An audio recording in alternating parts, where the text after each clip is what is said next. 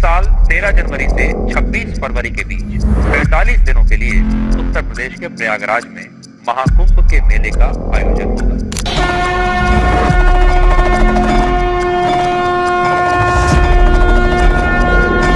प्रयागराज के इस 45 दिन के आयोजन में 13 जनवरी से 26 फरवरी तक आयोजन होगा। इस पूरे आयोजन में 40 करोड़ श्रद्धालु आएंगे, लेकिन तैयारी हमारी होगी 100 करोड़ श्रद्धालु की। हम लोग हिमाचल के चलते हैं कि 29 जनवरी को मौनी अमावस्या के दिन जो मुख्य मुहूर्त होगा, उस दिन वहां पर प्रयागराज में मेरा ये मानना है कि 6 करोड़ श्रद्धालु एक दिन में स्नान करेंगे, लेकिन तैयारी हम करेंगे 10 करोड़ की। पूरी तैयारी होगी। बात यह है कि हम लोगों ने भरोसा कर लिया, बहुत अच्छी और बड़ी गंभीरता से व्यवस्था की जा रही है। हमारे मुख्यमंत्री आदित्यनाथ जी ने वक्तव्य देते हुए कहा था 40 करोड़ लोग यहाँ आने वाले हैं, लेकिन हम 100 करोड़ की व्यवस्था कर रहे हैं। 100 करोड़ की जब व्यवस्था की गई और उसमें 40 करोड़ लोग आए हैं, तो अब व्यवस्था कैसे होगी?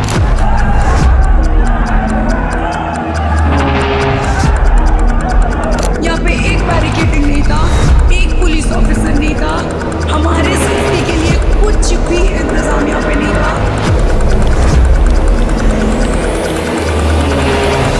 पूरे महाकुंभ के लिए 15,000 करोड़ का बजट, जिसमें हाई क्वालिटी के 2,700 कैमरे, फिर भी यह घटनाएं किसी कैमरे में कैद क्यों नहीं हुई? जब महाकुंभ में पानी के अंदर तक ड्रोन से निगरानी की जा रही थी, तो जमीन पर मचने वाली भगदड़ पर किसी की नजर क्यों नहीं पड़ी? 19 जनवरी को सेक्टर 19 में शास्त्री ब्रिज के पास गीता प्रेस कैंप में आग लग जाती है। मैं गीता प्रेस का ट्रस्टी हूँ। ये शिविर अखिल भारतीय धर्म संघ और गीता प्रेस से संयुक्त रूप से लगा हुआ है। लगभग 180 कॉटेज बने हुए थे और हमने बहुत सावधानी से बनाए हैं और सबको मना किया गया है कि किसी प्रकार का अग्नि का कोई काम न करे, और वो चल रहा है बिल्कुल नियमित रूप से। जहां हमने बाउंड्री लगाई है, यानी कि पश्चिम की ओर, उस तरफ सर्कुलेटिंग एरिया घोषित किया गया था कि लोग गंगा नहाएंगे। पता नहीं प्रशासन ने किनको वो दे दिया, पंडों को जिसको भी दिया, उस तरफ से वो अग्नि की कोई चीज हमारे इस तरफ आई और फिर वो चिंगारी बन करके धीरे धीरे करते हुए हमारे सारे खत्म हो गए कॉटेज, कुछ भी नहीं बचा। वो तो शुक्र है इस घटना में किसी की भी जान नहीं जाती, लेकिन आगे चल के 28 जनवरी को जब 40 करोड़ से भी ज्यादा श्रद्धालु पूरे महाकुंभ में मौजूद थे, उस दिन 2 से 3 बजे के करीब संगम नौज के पास ज्यादा भीड़ होने के कारण भगदड़ मच जाती है, जिसमें 30 लोगों की जान जाती है और करीब 70 से ज्यादा लोग घायल हो जाते हैं। अखाड़ा मार्ग पर भारी भीड़ का दबाव बना और इस भीड़ के दबाव के कारण दूसरी ओर के बैरिकेड्स टूट गए। ये लोग बैरिकेड्स बांधकर दूसरी तरफ ब्रह्म मुहूर्त के स्नान का इंतजार कर रहे श्रद्धालुओं को कुचलना शुरू कर दिया। दुर्भाग्यपूर्ण तरीके से 30 श्रद्धालुओं की दुखद मृत्यु हो गई है। याद रहे, ये सिर्फ सरकारी आंकड़े हैं, जिसमें योगी सरकार ने मरने वालों के परिवार को 25-25 लाख रुपए मुआवजा देने का ऐलान किया है। वहाँ पर लोगों ने बताया मौके पर कोई भी व्यवस्था नहीं थी, चाहे वो एम्बुलेंस हो या फिर पुलिस प्रशासन। मेरी औरत के ऊपर 200 आदमी चढ़ गया, हमारा 25 दिन पूरा पैसा गया। भगदड़ मची, भगदड़ यहाँ पर आधे घंटे तक पुलिस। यहाँ तक कि मीडिया इस न्यूज को घंटों तक कवर अप करता है। अगले ही दिन फिर से 29 जनवरी को करीब 5 बजे दूसरी भगदड़ मचती है। खबरों में आज भी महाकुंभ है, क्योंकि दूसरी भगदड़ पर अब तक उत्तर प्रदेश सरकार की तरफ से कोई तसल्ली बख्श जवाब नहीं आया, जिसमें एक महिला पुलिस कांस्टेबल मदद भेजने के लिए हम्बल रिक्वेस्ट करती है। आपसे हम्बल रिक्वेस्ट है, यहाँ पे बहुत ज्यादा भीड़ हो चुका है, थाने में मतलब पोस्ट लगाई है, बट उनको भी अब मतलब कि भीड़ से बचा पाना बहुत मुश्किल है। मैम के सपोर्ट से, हम लोग के सपोर्ट से सब बच्चों को यहाँ एकत्रित किया गया, लेकिन भीड़ बहुत ज्यादा है। कुछ चीजें मैं आपको वीडियो पे नहीं बता सकती, आप जल्दी से जल्दी हाथ जोड़ के विनम्र निवेदन ना फोर्स भेजिए, तो कंडीशन बहुत बिगड़ती जा रही है, प्लीज आप फोर्स भेजिए। अगले ही दिन 30 जनवरी को लल्लन टॉप के एक news reporter DIG Vaibhav Krishna से इस वीडियो से जुड़ी घटनाओं की पुष्टि करने के लिए जाते हैं, तो डीआईजी वैभव कृष्ण बताते हैं हमें इस वीडियो से जुड़ी कोई भी जानकारी नहीं मिली। जी क्या मेले में दूसरी भगदड़ मची थी? 2 जगह भगदड़ मची। देखिए, आप जो ये वीडियो दिखा रहे हैं, जो इसके संबंध में पुलिस के पास ऐसी कोई इन्फॉर्मेशन नहीं है। इसमें जांच कराएंगे और जो भी फैक्ट्स हैं उसके बेसिस पे करेक्टिव एक्शंस जो है वो ली जाएंगे। संगम के ठीक अपोजिट एरावत घाट के उस तरफ झूसी के पास में ये भगदड़ मची थी, और जिसमें घायल लोगों की और मरने वालों की हमें कोई जानकारी नहीं यहाँ है। पे लाशें पड़ी हुई थी, कोई पूछने वाला नहीं था। मलबे में से लाशें निकल रही थी।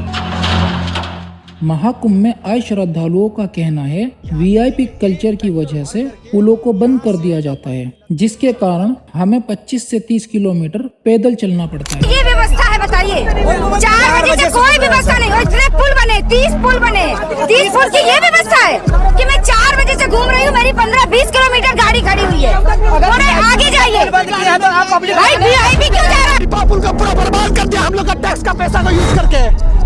महाकुंभ ने पुल पर पुल खाई दिखाने के लिए बनाया बनाओ अच्छे से बनाओ, वीआईपी लोग को दे रहे हैं लेके जाने के लिए। एक वीआईपी कल्चर की वजह से इतना सब कुछ कैसे हो गया, इसे समझने से पहले कुंभ के बारे में जानना भी जरूरी है। इस महाकुंभ को आने में 144 साल ही क्यों लगे, और ये महाकुंभ प्रयागराज में ही क्यों लगा है, और इस महाकुंभ में सबसे पहले नागा साधुओं को ही स्नान क्यों कराया जाता है। महाकुंभ एक संस्कृत शब्द है, इसका अर्थ होता है कलश।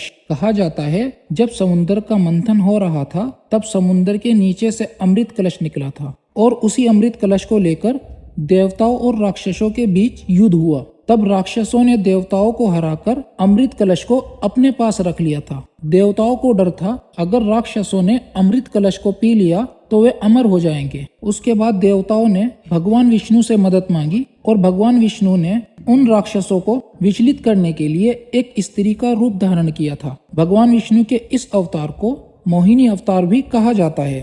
और जब देवता उस कलश को लेकर वापस आ रहे थे तो उनके बीच हुए युद्ध के दौरान अमृत की 4 बूंद पृथ्वी पर गिर जाती हैं, जैसे हरिद्वार, प्रयागराज, नासिक, उज्जैन। अमृत गिरने के बाद ही इन चारों स्थानों को पवित्र माना जाता है, और उसी समय से इन चारों स्थानों पर कुंभ का मेला आयोजित होता आ रहा है। महाकुंभ में स्नान करने से मनुष्य के पाप धुल जाते हैं। ये कुंभ 4 प्रकार के होते हैं: कुंभ, अर्धकुंभ, पूर्ण कुंभ और महाकुंभ। कुंभ 4 साल में एक बार आता है, अर्धकुंभ 6 साल में एक बार, पूर्ण कुंभ 12 साल में एक बार और महाकुंभ 144 साल में एक बार। ये जो पूर्ण कुंभ है ये 12 साल में एक बार इसीलिए आता है, हमारे ब्रह्मांड में जो ग्रह है बृहस्पति, जिसे हम जुपिटर के नाम से भी जानते हैं, ये अपना पूरा एक चक्कर 12 साल में पूरा करता है। और जब इसी बृहस्पति के 12 चक्कर पूरे हो जाते हैं तभी आता है 144 साल बाद महाकुंभ।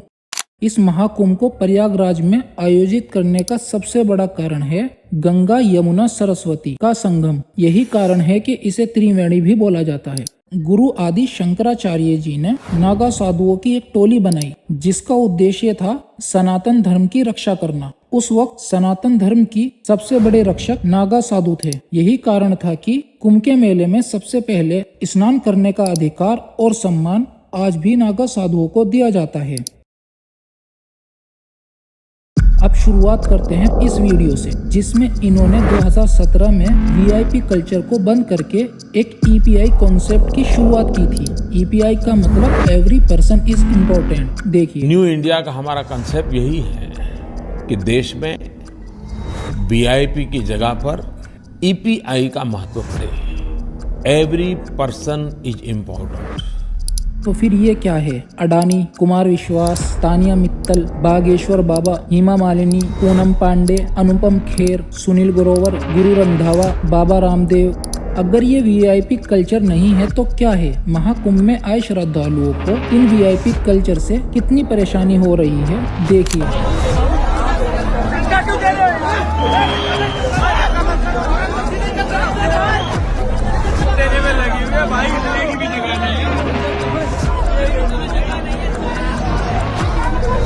कांग्रेस के नेता श्रीनिवास एक्स ट्वीट पर लिखते हैं, वीआईपी के लिए विशेष इंतजाम और आम श्रद्धालुओं के लिए ऐसा भेदभाव। अखिलेश यादव के इस ट्वीट को देखिए। जनता के लिए न ही कोई सूचना पट है, न ही कोई सुविधा। जनता दर्द में है, जनता पीड़ा में है, लोग चीख चिल्ला रहे हैं, लेकिन सीएम योगी और भाजपा सरकार को कोई फर्क नहीं पड़ रहा। कुंभ में आए श्रद्धालुओं का बुरा हाल है। जो बिछड़ गए वो मिल नहीं रहे। मरने वालों की बॉडी लेने के लिए भी चारों तरफ भटकना पड़ रहा है।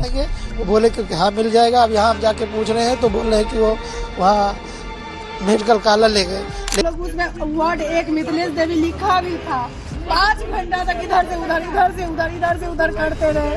कुछ नहीं है यहाँ पे, कुछ नहीं है। सबको मरने के लिए बुलाया गया है। अगर किसी को भी मेरी मम्मी मिले, नाम है मेरी मम्मी का मिथिलेश देवी, मैं उनकी बेटी हूँ, प्लीज आप लोग मदद कीजिए प्लीज।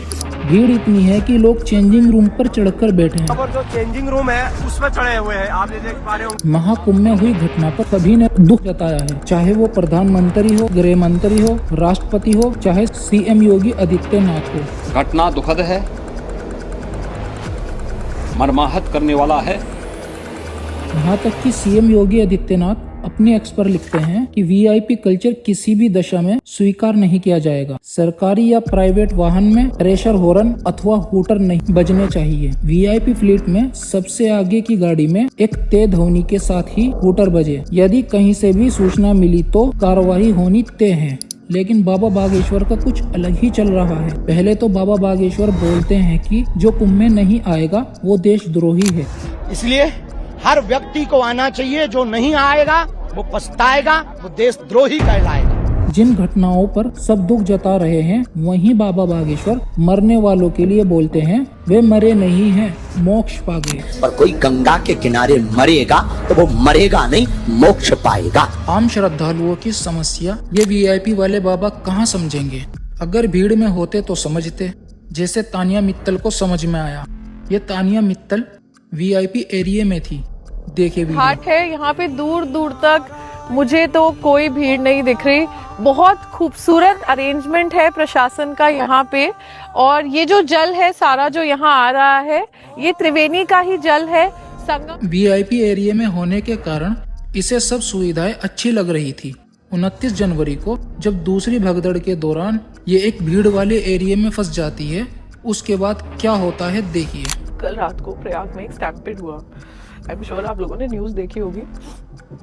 हम लोग एक हाई पॉइंट पे थे जब अचानक बहुत लोगों के चिल्लाने की, बच्चों की, औरतों की आवाज़ें आने लगी। मेरे साथ कुछ फोर्स थी और मेरी टीम थी एंड हमने डिसाइड किया कि हम जाके एटलीस्ट बच्चों को एक्सट्रैक्ट करके अपने पास लेकर आएंगे अपने रूम्स पे। हम नीचे पहुंचे और मैं खुद फंस गई स्टैम्पेड के बीच में और मेरा एक पॉइंट पे मेरा सांस चोक हो चुका था। मुझे कुछ शुक्र है महाकुंभ में मुसलमानों की कोई एंट्री नहीं थी, वरना अब तक तो सारा ब्लेम मुसलमानों पर आ जाता। क्योंकि एक मुसलमान जिसका नाम अकबर था, वो अपना कुछ सामान बेचने के लिए महाकुंभ में चला जाता है। जैसे ही लोगों को पता चलता है कि ये एक मुसलमान है, तो उसे चारों तरफ से घेर लिया जाता है, जिसमें अकबर अपनी गलती मानता हुआ नजर आ रहा है। एक महाकुंभ में अपना सामान बेचने पर उसे कड़ी से कड़ी सजा देने की मांग करते दिख रहे हैं कुछ बेवकूफ। क्या नाम भाई तुम्हारा? यहाँ मेले में कैसे आए? भाई गलती कैसे हो गई? गलती कैसे हो गई? घूमने आए हो, धंधा करने आए हो? गरीब आदमी भूखे मर गए। सर इनको कड़ी से कड़ी सजा करवाइए। वहीं दूसरी तरफ एक हिंदू लड़का मुसलमानों के इज्तिमा में अपनी दुकान लगाकर सामान बेच रहा था और उसे मुसलमानों ने क्या कहा देखिए। क्या नाम है तुम्हारा? अजय। अजय, तुम ये यहाँ इज्तिमा में हो, तुम्हें कोई मुसलमान मना नहीं कर रहा है बेचने के लिए? नहीं कर रहा है कोई। अच्छा, कोई परेशानी तो नहीं हो रही यहाँ? नहीं। अच्छा, कोई रोक टोक तो नहीं है यहाँ पर? नहीं। नाम बताने के बाद भी तुम्हें ले रहे हैं सामान तुमसे लोग? जी। अच्छा, चलो ठीक है, जाओ, है ना, जाओ बेचो, बढ़िया अच्छे से बेचो, जाओ। प्रयागराज की ये वीडियो भी देखिए।